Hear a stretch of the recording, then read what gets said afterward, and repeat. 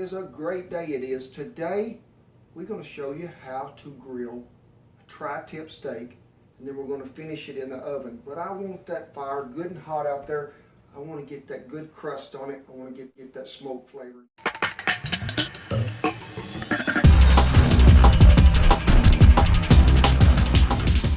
Tri-tip, a big long sort of triangular piece of meat. We use this certified Angus beef. You start with the best, it just gets better. We trim most of the fat off that we can. You can see it's pretty clean, but it'll come sometimes with a silver membrane on it. Trim all that off, or you can get your butcher to trim it off. Now we're going to season it. So in a bowl, I take the juice of a lime, some Worcestershire sauce, some liquid smoke. Mix that all up well. Half of it on this side, half of it on the other. Then I'm going to take meat tenderizer, sprinkle it over it real good. Then I'm going to use smoked paprika, a really coarse good sea salt, and a coarse ground black pepper, and some onion flakes. Be generous. This is a big piece of meat. Let's get it seasoned well, every side in the world. Now, when we got this seasoned, we're going to put it in a baggie. Zip it up tight, stick it in that old ice box, and we're going to let it set about 4 hours because I want all that stuff to love together. Howdy. Say it's windy out here and cloudy sorta. Might even have a lightning bolt. But I got my trusty dusty mouse keeper over here to keep the wind blowing. Don't think that I've got excess hair up on my chest that I didn't wax. It didn't happen. Let's grill this tri-tip to get it started. Got this old grill. It ain't got to be fancy. One of my first grills was 2 cinder blocks and a refrigerator rack, or an old piece of expanded metal. I ain't never had nothing fancy in my life. Today I'm cooking with a hardwood lump mesquite. Tools you're going to need today. Some folks might even want one of these thermometers. Whatever you call them. What is it? A thermometer. Spell that? No, I can't. And then some of these here grippers. I think folks call them tongs. Now, I got me one of these old wire brushes. Put that grill on there and I scraped her good and hot, I did. Then we're going to grease it. We're going to look for the hottest part of this grill. Here, that's hot. That's where I'm going to put that tri-tip. I'm going to sear it really good. I hear it. It's called a sizzle. That is what you call meat loving fire. You can hear it talk. Meat is loving the fire. Let's shut the lid.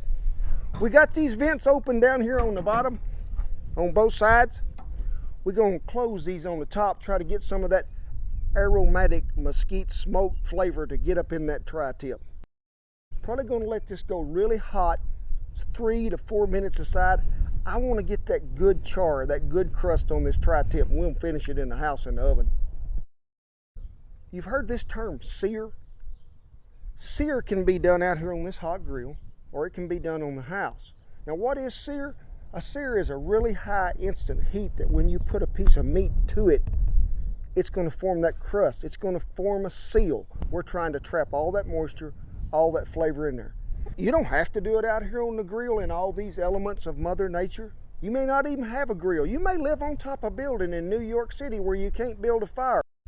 Put that old skillet on a burner, high heat.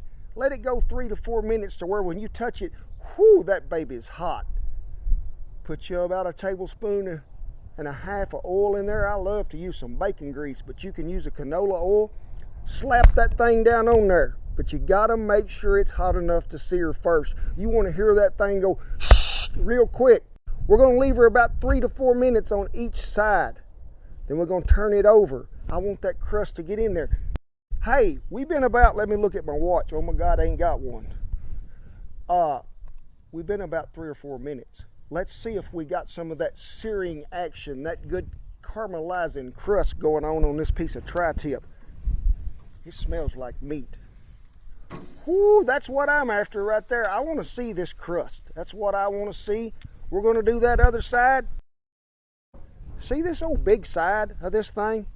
I want that crust to get on there too. Now, you can do this different ways. If it'll sit there, you're in good shape.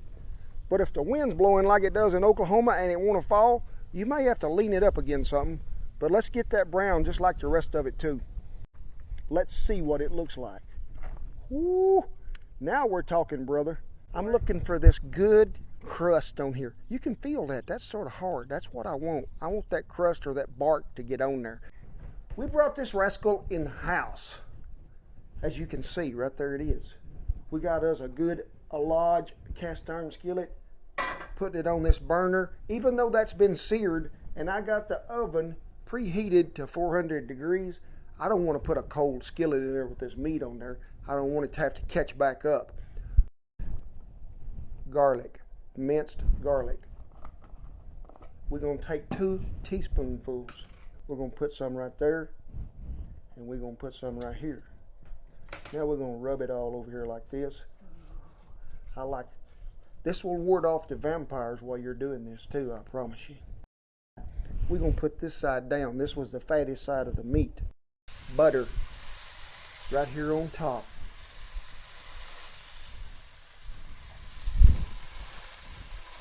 We're going to cover it with foil, place it in the oven. Ooh, Lordy, it's hot. We're going to put it right here in this rack right here, right in the middle of the oven. And we're going to let the magic commence.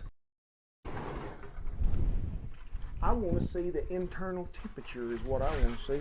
Let's break out our trusty probe. We got to know how to turn it on. Sometimes you got to be smarter in what you're messing with. And that's 120. 120. We're close. All right. About 6 minutes, you can see we're going to leave the foil off this rascal now. I was just trying to keep me some moisture in there. Slide her back in there. We're going to let this thing cool really well before we ever slice it. Prime rib, roast, something like that that's not uniform, you're going to have a dunner piece on the ends because it's closer. It's different thickness all the way around. Now we're going to slice against the grain of this rascal. It is the color I want. I like to slice it thin as I can without cutting my finger. And just like this right here. That right there is good, folks. That's a $900 meal on a $1.50 budget. Tri-tip, seared on the grill or seared in the skillet, finished in the oven. That's what we're talking about today. We hope that you've enjoyed. Hope you learned something. Come back and see us. God bless you. You like my mouse? Why do you keep calling it a mouse? Because it looks like a mouse. Could be a possum. I used to skin a lot of possums when I was little, and he sort of looked like a possum. You know? This looks like a Mike, fuzzy Mike thing. Mike the possum Mike. Okay? I like that.